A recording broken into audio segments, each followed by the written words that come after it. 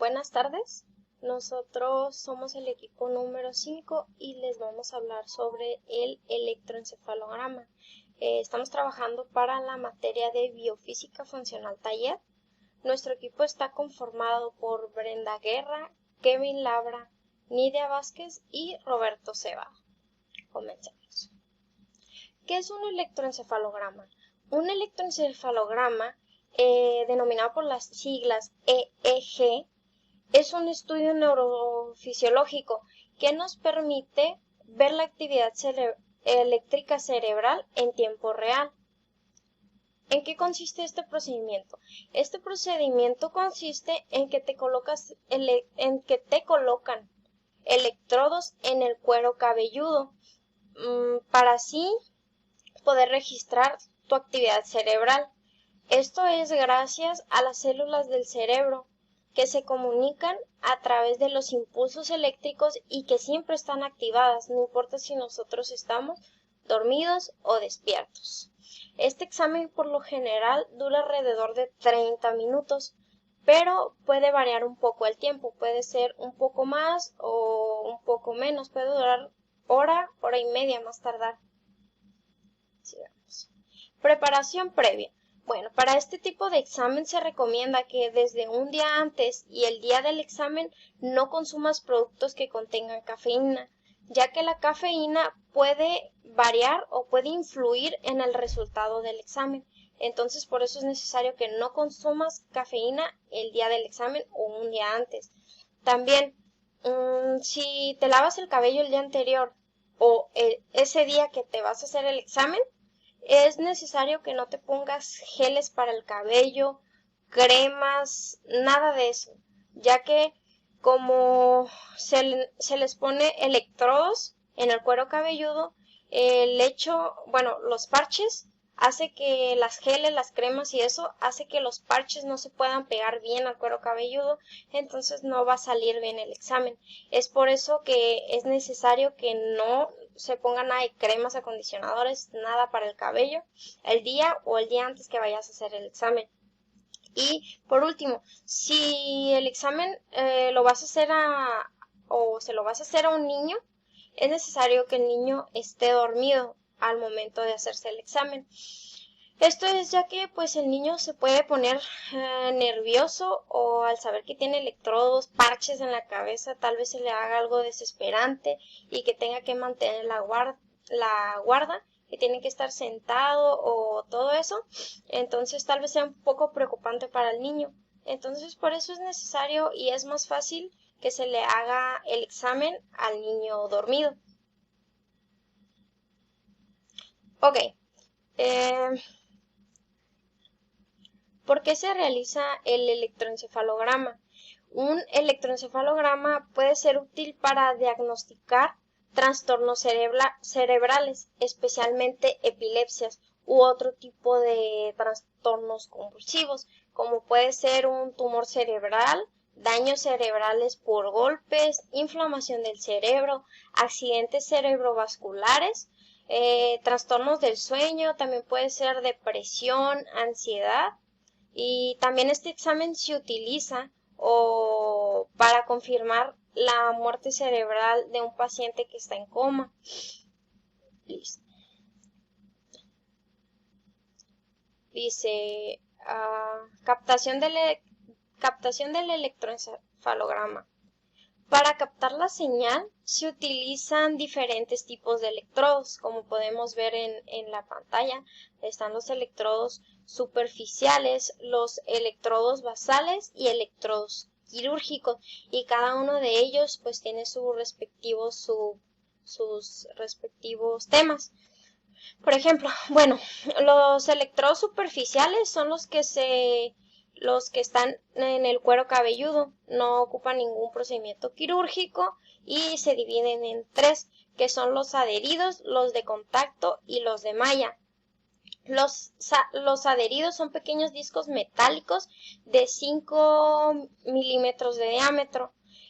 Se adhieren al cuero cabelludo gracias a una pasta conductora y se fijan con un aislante. Los de contacto consisten en pequeños tubos de plata clorurada y están enroscados a soportes de plástico. Este tiene una colocación fácil, pero son muy incómodos para el paciente, entonces pues no se recomiendan. Y los de malla. Los electrodos están incluidos en una especie como de casco elástico. Es cómodo para colocar y es muy fácil de utilizar para el paciente. Ok, entonces en los electrodos quirúrgicos se dividen en dos, como podemos ver, que son los corticales e intracerebrales. Estos se ocupan de pues un procedimiento quirúrgico, como lo dice su nombre. Ok, los corticales son colocados en la superficie del cerebro y se hace esto para que sea de una manera segura y exacta, para que el examen salga de una manera segura y exacta. Y están los intracerebrales, que estos se implantan y se retiran en el mismo momento o en el mismo acto quirúrgico, o hay otros que pueden durar dentro hasta 2 meses o algo así. Y por último tenemos los electrodos basales, que se dividen en faringios, timpánicos y esfenoidales. Los electrodos basales pues son los que van en la base del cráneo y tampoco ocupan de una quirúrgica, o sea, no ocupan de ninguna cirugía, un procedimiento quirúrgico, ¿ok? Entonces los electrodos basales se dividen en los faringios, que estos se insertan con facilidad y no revisten ningún peligro. Los timpánicos, que es un tubo como de 6 centímetros y y se adapta al conducto auditivo externo. Entonces, es muy fácil de colocar, pero puede fallar el registro, no es muy seguro. Y por último son los esfenoidales, que son los electrodos más utilizados en los basales, en los electrodos basales.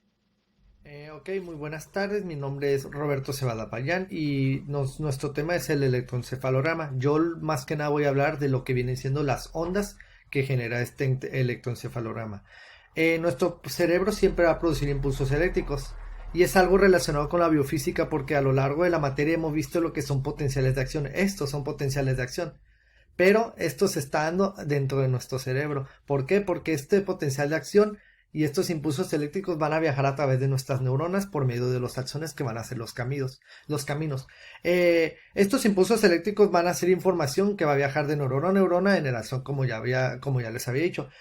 La actividad de las ondas cerebrales va a ser observada dentro de un aparato especial. Ese aparato es del que es del que estamos hablando ahorita, el electroencefalograma o por sus siglas EEG. Desde la invención de este aparato se han producido numerosas investigaciones que han estudiado la relación entre las ondas cerebrales y los diferentes estados de conciencia del ser humano. Sabemos que los diferentes patrones de ondas cerebrales se van a relacionar siempre con los diferentes estados de la conciencia de una persona. Tales pueden ser como cuando te estás concentrando mucho para un examen o para un estudio, esa concentración intensa, los estados de alerta cuando te despiertas o cuando sientes que un peligro viene hacia ti, cuando estamos en sueños profundos, cuando tenemos sueños vívidos, cuando estamos en somnolencia, hipnosis, estados alterados de conciencia, etcétera, los que me quieras poner. Eso se encarga en este aparato de poder ver y además de eso, mediante estas notas nosotros podemos ver si la persona está normal, si la persona tiene alguna patología o así. Vamos a estudiar los diferentes tipos de ondas y los van a ver conmigo. Acompáñenme. Primero que nada vamos a empezar con las ondas beta. Estas se van a producir cuando el cerebro está despierto e implicado en actividades mentales. Son ondas amplias y son las de la mayor velocidad de transmisión de las 4 que vamos a mencionar. Su frecuencia siempre va a oscilar entre 14 y 30 a 35 Hz, que vienen siendo ciclos por segundo o CPS. Denotan una actividad mental intensa. Generalmente estas ondas las vamos a ver cuando pongamos a la persona a pensar algo, a que ella nos explique algo. De hecho, si ahorita yo tuviera conectado el electroencefalograma y me estuvieran registrando mis ondas, estaríamos viendo que las ondas beta estarían muy elevadas porque me estoy tratando yo de concentrar, de explicarles esto. Yo estoy ahorita en un momento en el que yo necesito explicar algo y estoy haciendo que mi cerebro trabaje más de lo normal. porque no son temas fáciles, pues. Cuando una persona, en este caso, que yo estoy dando el discurso, o estamos estudiando, realizando un problema de matemáticas, mi cerebro se va a encontrar emitiendo este tipo de ondas, que vienen siendo las ondas beta en este momento, y el mejor ejemplo es el presentador que soy yo, que en este momento yo lo estoy haciendo. Después nos vamos a pasar a las ondas alfa. Alfa representa un estado de escasa actividad cerebral y de relajación. Generalmente estas ondas se van a ver mucho cuando una persona esté acostada, una persona que no está pensando en nada, o más que nada cuando una persona está dormida. O, por ejemplo, un ejemplo más dado es cuando nosotros estamos haciendo una tarea y la terminamos. Nos sentamos a descansar. En estos momentos a menudo nos encontramos en lo que viene siendo el estado alfa, porque la persona está dando un paseo disfrutando del paisaje, estamos viendo el celular y nosotros es un tiempo en el que simplemente no estamos pensando, nosotros no estamos pensando, no queremos hacer nada, simplemente estamos dejándonos llevar y por el ambiente y no estamos haciendo que nuestro cerebro esté pensando. Generalmente lo hacemos porque nosotros nos estamos relajando. Después de eso tenemos las ondas teta, que no lo mencioné, pero en cada imagen ustedes pueden ver más o menos cómo las ondas van cambiando dependiendo de cuál onda es. En este caso las ondas teta, que son de mayor amplitud pero una menor frecuencia, que es entre 4 y 8 CPS, se alcanzan bajo un estado de calma profunda. La persona que está fantaseando o soñando, generalmente lo hacemos cuando estamos durmiendo, pero un ejemplo mejor viene siendo cuando nosotros estamos viendo un punto fijo, que hay veces que uno se queda, como vulgarmente se dice, uno se queda lelo, estamos viendo un punto y no estamos pensando en sí en nada, se nos vienen muchas cosas, ideas, inclusive cuando estamos manejando, hay veces que nos separamos de lo que es el camino y estamos pensando en otra cosa. A estas son las ondas teta, es decir, nuestra mente está en otro sitio. A veces decimos vulgarmente que estamos en la luna. Esas son las ondas teta y se presentan en estos casos. Para terminar, las ondas delta. Estas son de mayor amplitud, pero también menor frecuencia. Y mucho menor frecuencia porque estas son entre 1.5 y 4 CPS. Nunca van a llegar a cero. Pues eso significaría una muerte cerebral y pues nadie está muerto en ese momento. Se generan ante un estado de sueño profundo. Estas son cuando nosotros estamos descansando. Obviamente se alteran si nosotros tenemos una pesadilla o un sueño muy diferente a la realidad. Cuando una persona despierta de un sueño profundo, la frecuencia de sus ondas cerebrales se va incrementando progresivamente, porque cuando ya está despertando la persona tiene sus cinco sentidos otra vez activos, estás en el presente y en el momento, pasando de delta a teta, luego alfa y finalmente en beta, que es cuando nosotros ya estamos pensando dónde estamos, qué pasó, qué vamos a desayunar, qué vamos a hacer. Durante ese proceso de despertar no es extraño la verdad que una persona permanezca en un estado teta durante un tiempo. Generalmente unos 15 minutos ya ven que uno despierta y quiere un café y hasta después de que tomamos café nosotros ya estamos de nuevo. Pero cuando recién nos despertamos nos podemos dar cuenta que nosotros estamos en un estado bien, pues somnoliento de que, ay, me acabo de despertar, hasta tenemos como que flojera y otras cosas. Esto va a permitir un libre flujo de ideas, lo cual puede aportarle soluciones, ideas nuevas o nuevos puntos de vista, siendo este un estado especialmente creativo y productivo, porque este es un estado que más nos relaja. A continuación, mi compañero nos va a seguir hablando de lo que viene siendo el electroencefalograma en otro Mi aspecto. nombre es Muchas Laura gracias. Rodríguez Kevin y hablaré sobre la interpretación del electroencefalograma. Lo que registra el electroencefalograma es la corriente eléctrica de las neuronas y circuitos neuronales que hay en el cerebro. La corriente eléctrica se mide siempre entre dos puntos. A esto se le conoce como diferencia de potencial. En este caso, dos electrodos que están situados en la cabeza en dos lugares diferentes. Cuando se interpreta el electroencefalograma, se ven varias líneas de actividad eléctrica cerebral. A la izquierda de cada línea aparecen unas letras y unos números, que nos dicen cuál es la localización cerebral de cada línea. En este caso en la imagen lo podemos ver señalado con una flecha de color rojo. La localización de cada electrodo se define por una letra y un número. La letra corresponde al área cerebral, PG ocular, FP frontopolar, F frontal, P parietal, C central, T temporal, A auricular y O occipital. El número que también observamos en combinación con las letras sigue dos reglas. Primero los impares corresponden al hemisferio izquierdo y los pares al hemisferio derecho. Y segunda, se enumeran las áreas cerebrales de acuerdo a la siguiente imagen. Así podemos saber a qué localización cerebral pertenece una determinada línea. Por ejemplo, la línea F4-C4 recoge la actividad eléctrica entre el electrodo F4 frontal derecho y el electrodo C4 central derecho. De acuerdo con estas reglas, que son estandarizadas por los organismos internacionales como la American Electroencephalographic Society, se realizan diferentes montajes electroencefalográficos, que son las combinaciones entre los electrodos que utiliza el neurofisiólogo para leer la actividad cerebral y saber a qué zona pertenece cada línea del electroencefalograma. Para proceder a registrar el electroencefalograma, se parte de una serie de electrodos situados sobre la superficie del cuero cabelludo, en situaciones precisas, tal como ya se ha explicado anteriormente, determinado según el Sistema Internacional 1020. Cada electrodo es un punto de registro. Sin embargo, para poder realizar este registro, es preciso disponer de dos terminales. Por esto habrá que seleccionar cuáles de los electrodos deben ser la fuente de señal registrada en el electroencefalógrafo, dependiendo del número de canales disponibles y del propósito específico del registro a realizar. En este aspecto, la primera decisión que se debe tomar será el seleccionar entre registros monopolares y registros bipolares. En los registros monopolares o referenciales se toma la señal de cada uno de los electrodos independientemente de la de los demás. En esta situación, el electrodo de registro se llama electrodo activo, y el segundo cable de entrada al equipo se toma de un electrodo llamado de referencia. Teóricamente, este electrodo debe estar situado a potencial cero, aunque esto en la práctica real nunca hay seguridad de que sea posible de conseguir. Por esto se emplean referencias aproximadas como son el uso de electrodos en el lóbulo de la oreja, en el mentón o en el mastoides. Otra forma de conseguir este electrodo referencial consiste en reunir todos los demás electrodos entre sí, con lo cual tendremos un punto cuyo potencial será la suma de los potenciales de cada uno de ellos. En los registros bipolares se forman parejas de electrodos, 2 a 2, y se registran las diferencias de tensión entre cada par de puntos. Los dos electrodos de cada pareja son activos. De acuerdo con lo anterior, es posible realizar un número enorme de registros bipolares, diferentes tantos como parejas diferentes de electrodos. Por supuesto, este número de combinaciones es enorme.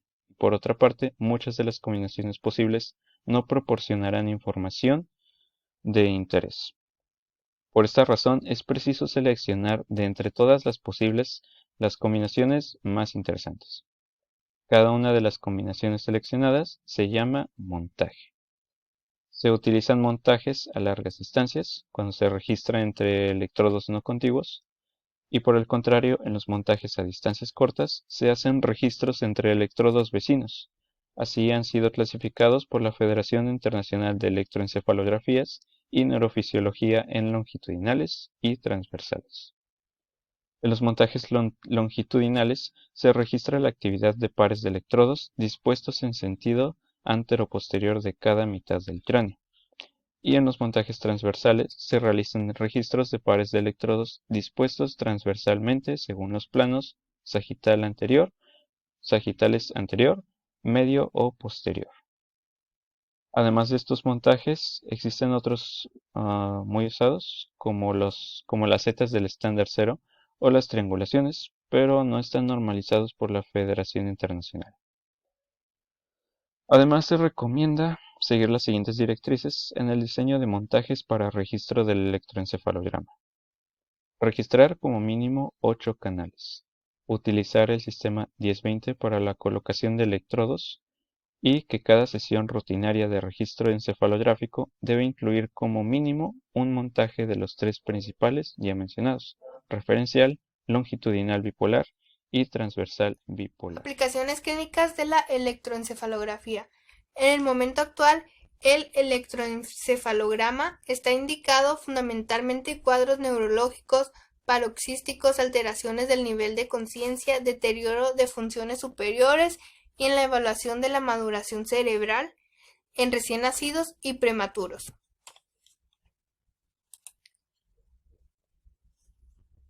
Patología del sueño. La polisomnografía es una prueba en la que se registran diferentes parámetros fisiológicos durante el sueño. Habitualmente se realizan en laboratorios de sueño, unidades clínicas orientadas a estudiar pacientes con trastornos del mismo. Coma y muerte cerebral. En la valoración dinámica del estado de conciencia que proporciona el electroencefalograma son varios aspectos esenciales: el grado de identificación de la actividad cerebral continua o discontinua, presencia de actividad epileptiforme y reactividad a estímulos. Epilepsias. En el campo de la epilepsia, la ayuda que el electroencefalograma proporciona es evidente. Es decisivo para el diagnóstico, para la clasificación de la crisis o síndrome epiléptico del paciente, para el control evolutivo del paciente y ayuda en la decisión de supresión del tratamiento.